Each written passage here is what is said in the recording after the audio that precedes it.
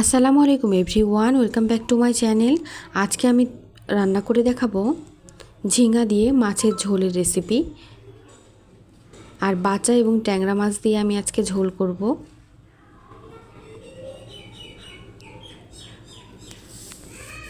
আর এখনও যারা আমার চ্যানেলটি সাবস্ক্রাইব করেনি তাদের জন্য সাবস্ক্রাইব করা অনুরোধ রইল।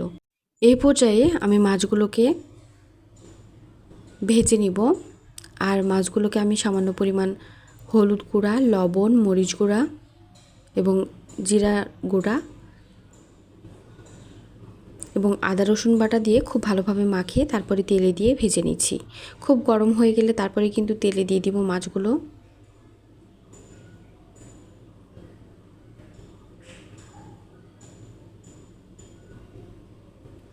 এক পাশ ভাজা হয়ে গেলে তারপর উল্টে দিয়ে এভাবে উল্টে পাল্টে আমি মাছগুলোকে খুব ভালোভাবে ভেজে নিয়েছি।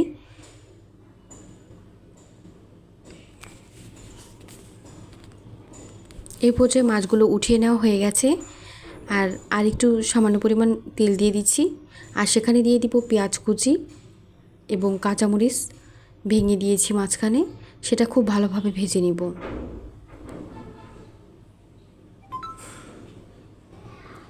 খুব ভালোভাবে ভেজে নেওয়ার পর দিয়ে দিব এখানে আস্ত জিরা। তারপরে একটু ভেজে নেওয়ার পর দিয়ে দিচ্ছি লবণ। আর তারপর বাকি মশলাগুলোকে আমি দিয়ে দিচ্ছি।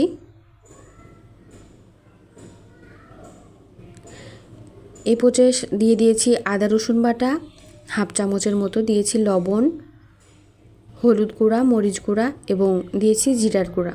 দিয়ে খুব ভালোভাবে নেড়েচেড়ে আমি কষিয়ে নিচ্ছি। সময় নিয়ে কষিয়ে নিব যতক্ষণ না পর্যন্ত একদম সেদ্ধ হয়ে যায়, ততক্ষণ কষিয়ে নেব। এর মধ্যে থেকে কিন্তু পানি বের হবে, সেজন্য এক্সট্রা পানি দেওয়ার প্রয়োজন নেই। এভাবেই মিডিয়াম হিটে আমি আস্তে আস্তে কষিয়ে নিব।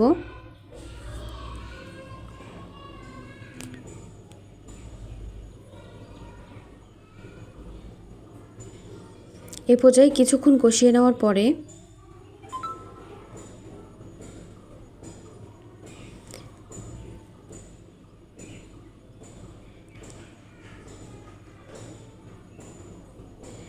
একদম যখন সেদ্ধ হয়ে যাবে তখন কিংবা কষানো হয়ে যাবে, কষানো হয়ে গেলে তারপর পানি দিয়ে দিব।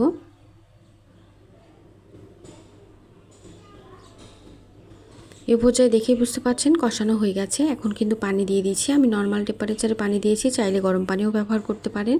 এ পর্যায়ে নেড়ে চেড়ে যখন পানিটা গরম হয়ে যাবে তখন কিন্তু আমি মাছটা দিয়ে দিব।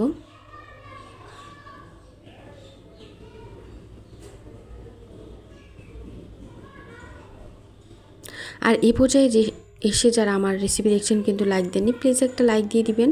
আর অবশ্যই কমেন্ট করে জানাবেন কেমন হয়েছে ঝিঙা দিয়ে মাছের রেসিপি। আর এভাবে খুব সহজে সব রকম মাছই এভাবে ঝোল করে নিতে পারেন, খুবই মজার হয় এভাবে খেতে। আর এভাবে করলে গরমে কিন্তু প্রশান্তি আসে। এই পর্যায়ে মাছগুলো হয়ে গেছে, দেখে বুঝতে পারছেন। এখন কিন্তু চুলাটা অফ করে দিব।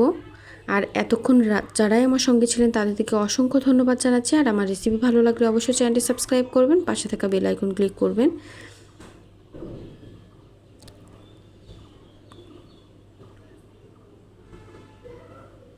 আর এতক্ষণ সঙ্গে থাকার জন্য ধন্যবাদ জানিয়ে আজকের মতো বিদায় নিচ্ছি। কতটা লোভনীয় দেখতে হয়েছিল, খেতে হয়েছিল অসম্ভব মজার। আল্লাহ হাফেজ।